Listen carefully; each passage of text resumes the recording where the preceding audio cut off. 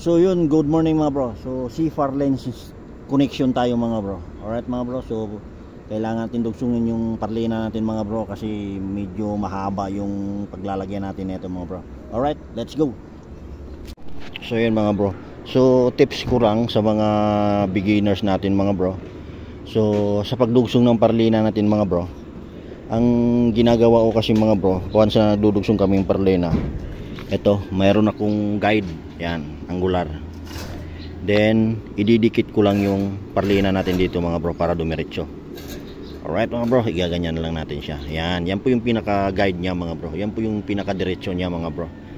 Yan po yung tips ko sa inyo mga bro, kasi meron din kasing nag-i-install ng ganito mga bro, walang guide. So although pwede naman yon, pero possible babalok to talaga siya mga bro. So alright mga bro, so ang tips ko sa inyo, lalagyan natin siya ng guide gaya ng ganyan. Yung ginagawa namin, meron siyang angle bar sa gilid, ididikit na lang natin siya bago tayo magdudugsong ng parlina mga bro. Alright mga bro, so ayan, yan po yung tips natin sa video po na ito para sa mga beginners natin. Pero sa mga matagal na welder mga bro, sisyo na sisyo lang yan sa kanila mga bro. Alright mga bro, so tayo naman ay gumagawa ng video para sa mga beginners natin at makapagbigay tayo ng idea regarding sa mga ganitong trabaho. So kunting idea pero success na success yung ginagawa natin mga bro. Alright mga bro, ang importante lang sa lahat, once tayo ay magtatrabaho, hindi po tayo maninira ng kapwa natin construction worker, at kasi po ay tayo ay tao lang din ho na nagtatrabaho.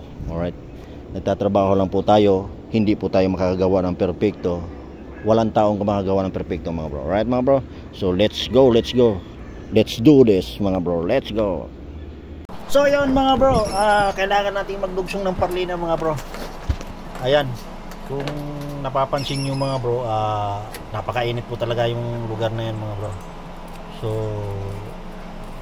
lililom lang yung lugar na yan pagdating ng hapon mga bro. So wala naman tayong areang pagpabrikitan dyan mga bro, kundi dyan lang talagang area na yan mga bro. Alright mga bro, so yan, kung napapansin nyo mga bro, nagdudugsong kami ng parlina. Alright, so hindi natin pwedeng lakasan ng amperahe kasi wala pong welder talaga mga bro na magaling dyan sa welding ng parlina mga bro. Alright mga bro, kung merong welder na magaling yan sa mga bro, yung meron silang panghinang na tinatawag na ano ba yung iniinit lang siya. Hindi ko kasi kabisado, iba yung pangalan na yun, hindi ko kabisado mga bro eh. Hindi naman TIG welding yon. Parang acetylene, nihinang siya.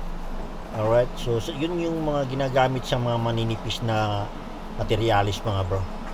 Pero yung mga ganyan pwede rin kung halimbawa medyo mano ka, kaso nga lang talaga tiyaga ka lang talaga sa mga ganyan mga bro, kaya hindi mo pwedeng taasan ng amperahe yung welding mo mga bro. Alright mga bro, so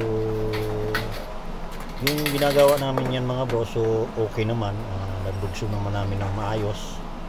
So kaya lang medyo tiyaga ka lang talaga, para matagal nga lang gagawin mga bro. Alright mga bro, so wala naman tayong ibang pamamaraan kundi ganyan lang mga bro.